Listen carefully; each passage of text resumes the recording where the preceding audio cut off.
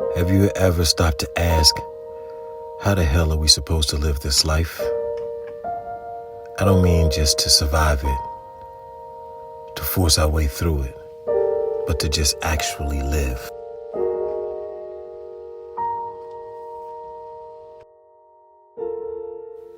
For a long time, I searched for happiness. I've asked all the questions until finally I found out it wasn't the questions. It was just something that I was taught to search for.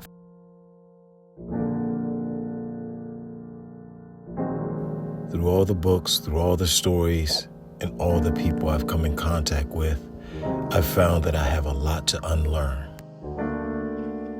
So here I will share my story, and in that story, I'll let you know one thing, and one thing alone.